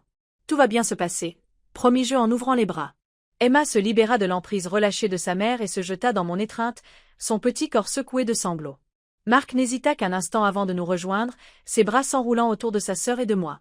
En tenant mes petits-enfants, les enfants de Jonathan, je regardais Nathalie par-dessus leur tête. Son monde si soigneusement construit venait d'imploser, la laissant debout au milieu des ruines de ses plans et de ses prétentions. Pour la première fois depuis que je la connaissais, elle avait l'air vraiment vulnérable, choquée, effrayée et complètement perdue. À cet instant, malgré tout, je ressentis une lueur de pitié pour elle, mais elle fut rapidement éteinte par le souvenir de ses paroles cruelles et la connaissance de ce qu'elle avait prévu pour moi, une vie sans les enfants, sans aucun lien avec la famille que j'aimais. Nous avons beaucoup de choses à discuter, dit Maître Dubois, rompant le silence chargé. Il serait peut-être préférable que les enfants soient emmenés dans un endroit plus calme pendant que nous réglons les détails. Alors que la nounou emmenait Marc et Emma hors de la pièce, leurs regards réticents vers moi remplis de confusion et d'espoir, je redressai les épaules et me préparai à affronter la suite. Jonathan, mon fils brillant et prévoyant, avait d'une manière ou d'une autre anticipé ce scénario exact et m'avait protégé d'outre-tombe. C'était maintenant à mon tour d'être forte pour lui, pour les enfants et pour moi-même. La porte du bureau se referma derrière les enfants avec un déclic doux qui sembla ponctuer le moment, divisant ma vie en un avant et un après clair.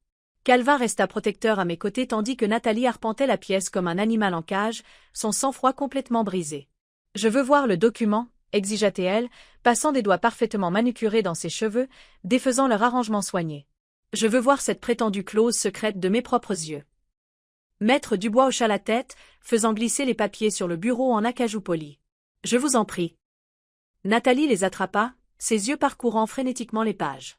Je la regardai tandis que son expression passait de l'incrédulité à l'horreur, puis à une fureur froide qui transforma ses beaux traits en quelque chose de presque méconnaissable. « C'est la signature de Jonathan, » concéda-t-elle finalement, la voix tendue. « Mais ça n'a pas d'importance. Je vais contester. Aucun tribunal ne maintiendra un codicille secret conçu pour me piéger. » « Je n'en serais pas si sûre, » répondit maître Dubois, son calme contrastant vivement avec la frénésie de Nathalie. « Jonathan a été très méticuleux. Non seulement il a enregistré plusieurs exemples de vos intentions déclarées concernant sa mère, mais il a également documenté vos communications avec des agents immobiliers en Californie remontant à 6 mois. Des communications que vous lui avez délibérément cachées, devrais-je ajouter. » La tête de Nathalie se redressa brusquement. « Aïe. M'espionnait ? Il protégeait sa famille, corrigea maître Dubois. Toute sa famille, y compris sa mère. Il y a autre chose que vous devriez voir. » Il ouvrit son ordinateur portable et le tourna vers nous. Jonathan a enregistré cette déclaration vidéo pour accompagner le testament révisé.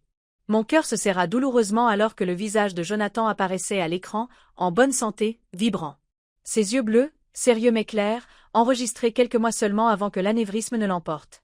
Je tendis la main involontairement, mes doigts planant juste au-dessus de l'écran comme si je pouvais d'une manière ou d'une autre le toucher à travers la barrière du temps et de la mort. « Si vous regardez ceci, » commença Jonathan, sa voix stable, « alors quelque chose m'est arrivé et certains événements se sont produits lors de la lecture de mon testament. » Nathalie s'affaissa dans un fauteuil, les yeux fixés sur l'image de son mari. « Nathalie, » poursuivit Jonathan, s'adressant directement à elle. « Si tu vois ceci, cela signifie que tu as fait exactement ce que je craignais que tu fasses. Tu as tenté d'écarter ma mère de la vie de nos enfants. J'ai observé comment tu l'as subtilement éloignée au fil des ans, trouvant des excuses pour les visites manquées, des conflits d'horaires avec les événements familiaux, dénigrant ses opinions sur l'éducation des enfants. Chaque mot frappait comme un coup physique, pas seulement Nathalie, mais moi aussi. J'avais remarqué ces schémas, mais j'avais toujours douté de moi, me demandant si j'étais trop sensible ou si j'imaginais des affronts qui n'existaient pas. Entendre Jonathan confirmer que cela avait été délibéré, systématique, validait des années de blessures tout en me brisant le cœur qu'il l'ait vu se produire sans jamais l'affronter directement. J'ai enregistré de nombreux exemples, continua Jonathan, y compris des conversations dans lesquelles tu as explicitement déclaré ton intention d'être enfin libre de son ingérence une fois que tu aurais le contrôle de la succession. J'avais espéré que tu me prouverais le contraire. J'avais espéré qu'en cas de ma mort, le chagrin adoucirait ton cœur. Clairement, je me suis trompée. Le visage de Nathalie était devenu cendré. « Éteignez ça », murmura-t-elle. Maître Dubois à l'ignora. « Maman. » Jonathan tourna légèrement son regard, comme s'il me regardait directement. « Je sais que cela doit être accablant pour toi. Tu ne t'es jamais soucié de l'argent ou du statut, seulement de la famille. C'est pourquoi je te confie la majeure partie de ma succession, non pas parce que je pense que tu la veux, mais parce que je sais que tu l'utiliseras pour protéger ce qui compte le plus, Marc et Emma. » Les larmes brouillèrent ma vision. Même d'outre-tombe, mon fils me comprenait parfaitement. « Les termes sont simples, » poursuivit Jonathan. « 80% de tout ce que je possède appartiennent maintenant à ma mère. Les 20% restants vont à Nathalie. La garde conjointe des enfants est non négociable. Si Nathalie conteste cela, des documents supplémentaires seront soumis au tribunal démontrant son inaptitude en tant que seule tutrice. Cela inclut des preuves de sa liaison avec Jason Reynolds, le directeur financier de Rivaltech, qui a commencé il y a 6 mois. » Nathalie émit un son étranglé. « Comment a-t-il ? » « Je sais depuis des mois, » dit Jonathan, répondant à sa question inachevée. « J'ai engagé un détective privé quand j'ai eu mes premiers soupçons. Les preuves sont complètes et seraient profondément embarrassantes pour vous professionnellement et personnellement si elles étaient rendues publiques. Je vous suggère d'accepter les termes du testament révisé sans contestation. » Une liaison. La révélation me frappa avec une force surprenante. Je n'avais jamais imaginé Nathalie capable d'une telle trahison. Son image si soigneusement cultivée d'épouse et de mère parfaite, sa dévotion apparente à Jonathan, tout cela n'était qu'une façade dissimulant des secrets aidés. Tromperie que je n'aurais pas pu imaginer. La vidéo continua pendant plusieurs minutes, Jonathan décrivant des dispositions spécifiques pour l'éducation et les soins des enfants. Lorsqu'elle se termina enfin, Le silence dans la pièce fut absolu, rompu seulement par le grondement lointain du tonnerre au dehors. Maître Dubois ferma l'ordinateur portable. Il y a des copies de toute la documentation, y compris la vidéo, dans des endroits sécurisés. Jonathan a été très méticuleux. Je regardais Nathalie, m'attendant à plus de rage, plus de menaces. Au lieu de cela, je la trouvais fixant vaguement l'écran sombre de l'ordinateur, tout combat soudainement drainé de son corps. Pour la première fois, je la vis non pas comme la femme polie et calculatrice qui m'avait toujours intimidée, mais comme quelqu'un de brisé, une femme qui avait tout misé et tout perdu. « Que se passe-t-il maintenant » demanda Calvin, rompant le silence. « Maintenant » répondit maître Dubois en rassemblant ses papiers, « les actifs seront transférés conformément au testament révisé. Je suggère que Madame Newman et Madame Pierce Newman engagent des avocats distincts pour naviguer dans les détails de l'arrangement de garde conjointe. » Je me levai de mon fauteuil sur des jambes chancelantes, traitant encore l'énormité de ce qui venait de se produire. En un seul après-midi, j'avais perdu mon fils, presque perdu mes petits-enfants et étais devenu multimillionnaire. Rien de tout cela ne semblait réel. « Nathalie, dis-je doucement en m'approchant de son fauteuil. Indépendamment de ce qui s'est passé, nous aimons toutes les deux ces enfants. Pour leur bien, nous devons trouver un moyen d'avancer. » Elle leva les yeux vers moi, son mascara coulant sous des yeux qui contenaient maintenant quelque chose que je n'y avais jamais vu auparavant. La défaite. « Vous avez gagné, victoire, dit-elle platement. Que voulez-vous de plus de moi ? » « Il ne s'agit pas de gagner, répondis-je. Il s'agit de ce que Jonathan voulait pour ses enfants, que nous soyons toutes les deux dans leur vie. Elle rit amèrement. « Toujours assez noble. » Pas étonnant que Jonathan vous ait adoré. La mère parfaite, la boussole morale parfaite. Sa voix dégoulinait de ressentiment. Avez-vous la moindre idée de ce que c'est que de rivaliser avec une sainte ? De savoir que peu importe ce que je faisais, je ne serais jamais à la hauteur de la femme qui l'a élevée ? L'honnêteté brute de ses paroles me prit au dépourvu. Durant toutes nos années de civilité soigneusement entretenues, c'était la première émotion sincère qu'elle m'ait jamais montrée. Je n'ai jamais vu cela comme une compétition, dis-je doucement. Bien sûr que non. Vous n'aviez pas à le faire. Elle se détourna, les épaules affaissées. Partez, tout simplement. Prenez votre victoire et partez. Nos avocats régleront les détails. Alors que je me dirigeais vers la porte, avec l'intention de trouver Marc et Emma, la voix de Nathalie m'arrêta. Il travaillait trop dur, dit-elle soudainement. Ces derniers mois, quelque chose n'allait pas, mais il ne voulait pas en parler. Est-ce qu'il vous a dit quelque chose sur sa santé ? Je me retournai, surprise par la question. Non, il semblait bien quand je l'ai vu au dîner du dimanche 2 semaines auparavant. Avant que ça n'arrive, acquiesça-t-elle lentement, comme si elle se confirmait quelque chose. Il nous a caché des secrets à toutes les deux, semble-t-il. Il y avait quelque chose dans son ton, une pointe de connaissance ou de suspicion au-delà de ce qui avait été révélé, qui me fit me demander ce que Jonathan aurait pu nous cacher d'autre à toutes les deux. Mais avant que je puisse l'interroger davantage, la porte s'ouvrit et Marc apparut, son jeune visage solennel. « Mamie, est-ce qu'on peut rentrer à la maison avec toi ce soir ?» demanda-t-il, sa voix petite mais déterminée. « Emma n'arrête pas de pleurer et elle dit qu'elle veut rester avec toi. »« À la maison ?» Le mot flotta dans l'air entre nous. Mon modeste appartement de 3 pièces était à peine équipé pour 2 enfants, mais le besoin dans les yeux de Marc, l'appel silencieux à la stabilité au milieu du chaos qui avait englouti leur monde, rendait de telles préoccupations pratiques triviales. « Bien sûr que vous pouvez, mon chéri, l'assurai-je. Si ta mère est d'accord. » Nous nous tournâmes toutes les deux vers Nathalie, qui restait affalée dans son fauteuil, la défaite inscrite dans chaque ligne de son corps. « D'accord, marmonna-t-elle sans nous regarder. « Prends-les.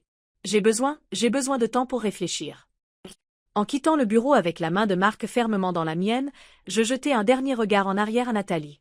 Malgré tout, sa cruauté, sa tromperie, ses plans pour me séparer de mes petits-enfants, je ne pus m'empêcher de ressentir une lueur de compassion pour elle. Elle avait perdu son mari, sa sécurité financière, et maintenant, au moins temporairement, ses enfants. Mais toute sympathie était tempérée par la connaissance de ce qu'elle avait prévu pour moi, une vie d'isolement, coupée de la seule famille qui me restait. Jonathan avait vu clair dans ses machinations et m'avait protégé d'outre-tombe. Il était maintenant de ma responsabilité d'honorer la confiance qu'il avait en moi, de devenir non seulement la grand-mère dont ses enfants avaient besoin, mais aussi la gardienne de leur avenir et de son héritage. Alors que nous entrions dans le couloir où Emma attendait avec sa petite valise déjà prête, je redressai les épaules contre le poids de tout ce qui avait changé. Le chagrin de la perte de Jonathan restait une douleur creuse dans ma poitrine, mais à côté de cela grandissait une nouvelle résolution. Quoi qu'il arrive ensuite, je l'affronterai avec la force que Jonathan avait toujours cru que je possédais. Le lendemain matin se leva gris et maussade, correspondant à mon état d'épuisement après une nuit de sommeil agité, ponctué par les cauchemars d'Emma. Mon appartement, normalement si familier et réconfortant, semblait étrange avec l'ajout de 2 petits occupants qui avaient transformé mon espace ordonné du jour au lendemain. Mark était recroquevillé sur mon canapé-lit, dormant enfin profondément après des heures de veille silencieuse sur sa sœur. Emma s'était finalement installée dans mon lit, son visage taché de larmes enfin paisible, sa petite main serrant le lapin en peluche que j'avais sorti d'une boîte de rangement, un jouet qui avait appartenu à Jonathan. Je me déplaçai silencieusement vers la cuisine, attentive à ne pas les réveiller. En préparant le café, mes mains tremblaient légèrement. Les événements de la veille semblaient encore surréalistes à la lumière du matin. Jonathan était parti. J'étais soudainement riche au-delà de l'imagination, et je partageais désormais la garde de 2 enfants traumatisés dont la mère pourrait se battre avec moi pour chaque centimètre de terrain. Le téléphone sonna, me surprenant. Je répondis rapidement avant qu'il ne puisse réveiller les enfants. Madame Newman. Une voix de femme, sèche et professionnelle, me salua. Ici Amanda est du cabinet Dubois et Associés. Maître Dubois m'a demandé de vous appeler pour fixer un rendez-vous ce matin afin de commencer le processus de transfert des actifs. 10 heures vous conviendrait-il? Les aspects pratiques s'imposèrent, transfert d'actifs, documents juridiques, décisions financières que je n'avais aucune expérience à prendre.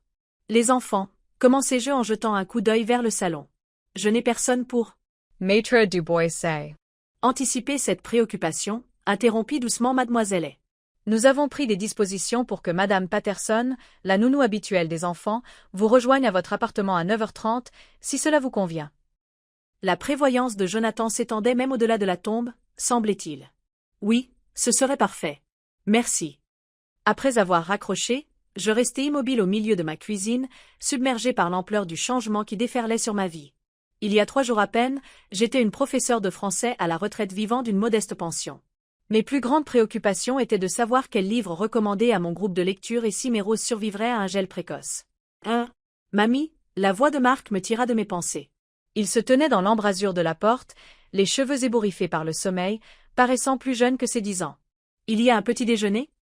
La simple question pratique mi ramina, Sir Tara. Les enfants avaient besoin de routine, de normalité, surtout au milieu du chaos.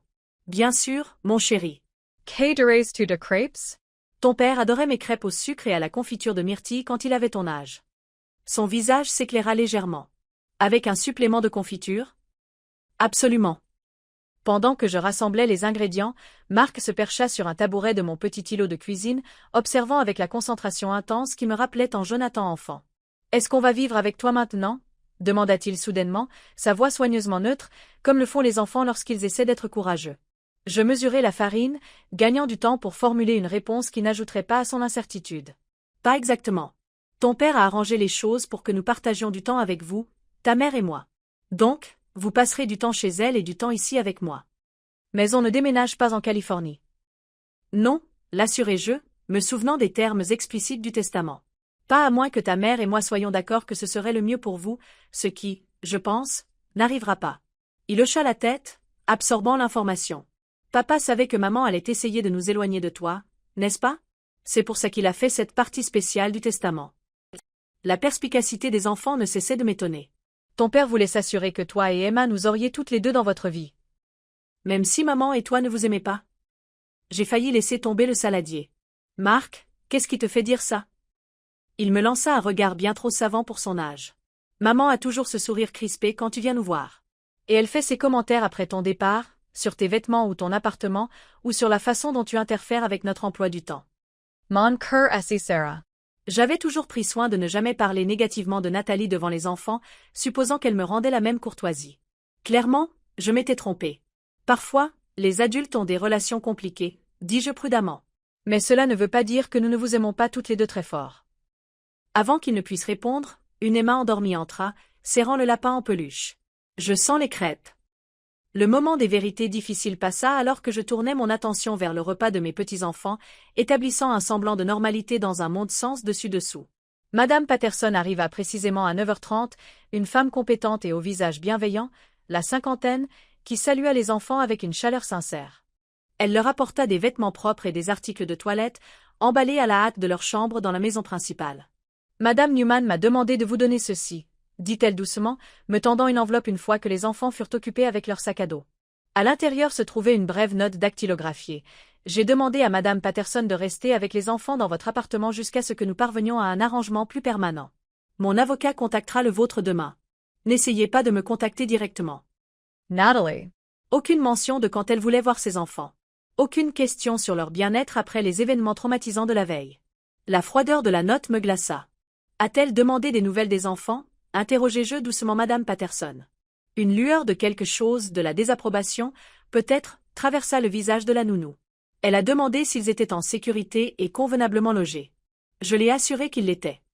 L'insuffisance flagrante de l'inquiétude de Nathalie m'irrita plus que sa cruauté de la veille. C'étaient ses enfants. Des enfants qui venaient de perdre leur père et d'assister à l'effondrement public de leur mère. Ils méritaient plus que des demandes cliniques sur leur sécurité physique. À contre-cœur, je l'ai laissé entre les mains compétentes de Madame Patterson et pris un taxi pour les bureaux de Dubois et Associés, l'esprit rempli de questions et de préoccupations. Le cabinet d'avocats occupait le dernier étage d'un immeuble étincelant du centre-ville, le décor évoquant l'argent ancien et le pouvoir établi. Maître Dubois m'accueillit personnellement, me faisant entrer dans une salle de conférence où 3 autres personnes attendaient. Une conseillère financière, un comptable et un autre avocat spécialisé en droit des successions. Madame Newman, commença Maître Dubois une fois les présentations faites. Je sais que tout cela est accablant, mais nous devons agir rapidement pour sécuriser les actifs avant que Madame Pierce Newman ne tente d'y accéder ou de les déplacer. A-t-elle essayé? Demandai-je, alarmé par l'urgence de son ton. Elle a appelé le directeur financier de l'entreprise à 6 heures du matin aujourd'hui pour tenter d'autoriser un virement de 5 millions d'euros vers un compte privé, confirma-t-il sombrement. Heureusement, il avait déjà été informé des dispositions du testament et a refusé la transaction. Ce geste désespéré me surprit. Nathalie tentait-elle de cacher des actifs, ou simplement de sécuriser ce qu'elle considérait comme sa juste part avant qu'on ne puisse la lui prendre? De quoi avez-vous besoin de moi? Demandai-je en me redressant sur ma chaise. Pendant les 2 heures suivantes, je signai des documents, fournis des pièces d'identité, créai de nouveaux comptes et autorisai des changements qui me firent tourner la tête. Les chiffres impliqués semblaient abstraits, irréels. Des millions d'actifs liquides, des valeurs immobilières, des options d'achat d'actions, des droits de propriété intellectuelle que Jonathan avait minutieusement bâtis au fil d'années d'innovation et d'investissement stratégique, maintenant substantiellement sous ma responsabilité de gestion. La préoccupation la plus pressante, dit Melissa Tran, la conseillère financière au regard vif, est Newman Tech Solutions elle-même. Vous possédez maintenant 80% d'une entreprise évaluée à plus de 40 millions d'euros, mais vous ne savez rien de sa gestion. Nous devons établir votre rôle et votre autorité immédiatement avant que le conseil d'administration ne tente de prendre le contrôle dans ce vide de pouvoir. Je ne veux pas diriger l'entreprise, protestai-je. Je suis une professeure de français à la retraite, pas une dirigeante dans la tech. Personne ne s'attend à ce que vous développiez des logiciels ou preniez des décisions techniques, m'assura Maître Dubois. Mais en tant qu'actionnaire majoritaire, vous devez établir une surveillance claire pour protéger vos intérêts et l'héritage de Jonathan. Alors qu'ils exposaient les options pour les structures de gestion et la représentation au conseil d'administration, une étrange clarté commença à émerger de mon brouillard de chagrin et de confusion. Jonathan ne m'avait pas seulement laissé de l'argent. Il m'avait laissé la responsabilité de ses enfants, oui, mais aussi de l'entreprise qu'il avait bâtie, des employés qui en dépendaient, des innovations auxquelles il croyait. Je veux tout comprendre, dis-je soudainement, interrompant une explication technique sur les droits de vote. Pas seulement signer là où vous me dites de signer. J'ai besoin de comprendre ce que Jonathan a construit, comment ça fonctionne, quels sont les enjeux. La surprise se lisait sur leur visage, rapidement remplacée par quelque chose qui ressemblait à du respect. Cela prendra du temps, Madame Newman, dit prudemment Maître Dubois. Alors nous ferions mieux de commencer, répondis-je avec une fermeté qui me surprit même moi. Jonathan croyait que je pouvais gérer ça. Je ne vais pas lui donner tort. Alors que la réunion se poursuivait avec une concentration et une profondeur renouvelées, je sentis quelque chose s'agiter en moi, une force que je ne me connaissais pas, s'éveillant juste au moment où j'en avais le plus besoin. La femme douce et arrangeante qui s'était tenue silencieusement sous la pluie aux funérailles de son fils hier avait disparu, remplacée par quelqu'un de nouveau, quelqu'un qui avait des promesses à tenir et des batailles à mener pour Jonathan, pour Mark et Emma, et peut-être, enfin, pour moi-même. Mamie, est-ce que ça va vraiment être notre nouvelle maison? Les yeux d'Emma étaient grands ouverts alors qu'elle tourbillonnait au centre du salon spacieux, ses petits pieds glissant sur le parquet poli. 2 semaines s'étaient écoulées depuis les funérailles. 2 semaines de changements vertigineux et de décisions difficiles. C'est une option, répondis-je prudemment, en regardant Mark explorer méthodiquement la pièce, examinant les bibliothèques encastrées et testant les loquets des fenêtres avec l'attention analytique de son père pour les détails. Qu'en pensez-vous? La maison de style Meulière se trouvait sur un terrain d'1 hectare à seulement 15 minutes de l'école des enfants. Ses proportions gracieuses et son architecture classique contrastaient vivement avec mon modeste appartement, mais étaient moins ostentatoires que le manoir moderniste que Nathalie avait choisi avec Jonathan. Plus important encore, Elle n'était qu'à 10 minutes de la maison principale, rendant les transitions entre nos foyers aussi fluides que possible pour les enfants. Elle a de bonnes bases, déclara Mark, reprenant une phrase que Jonathan utilisait souvent pour évaluer les propriétés. Et le jardin est assez grand pour une vraie cabane dans les arbres. Je veux que ma chambre soit violette, annonça Emma, ayant déjà revendiqué la chambre avec le siège de fenêtre donnant sur le jardin, avec des étoiles au plafond comme à la maison. La maison. Le mot flotta dans l'air entre nous. Ces 2 dernières semaines, mon appartement avait servi de sanctuaire temporaire, mais ses quartiers exigus et son cadre urbain convenaient mal à 2 enfants actifs habitués à l'espace et aux privilèges. Pourtant, acheter cette maison, m'engager dans cette nouvelle réalité où je n'étais plus seulement une grand-mère en visite mais une principale responsable avec une garde conjointe, me semblait capital. On verra, dis-je en évitant de m'engager, ne voulant pas faire de promesses que je ne pourrais pas tenir. Le compromis de vente était déjà rédigé, le financement approuvé grâce à ma nouvelle richesse. Mais la prudence était devenue mon mot d'ordre depuis le jour où mon monde avait basculé. Mon téléphone vibra avec un SMS de Calvin, qui attendait dehors avec l'agent immobilier. Nathalie vient d'arriver. On dirait qu'elle a reçu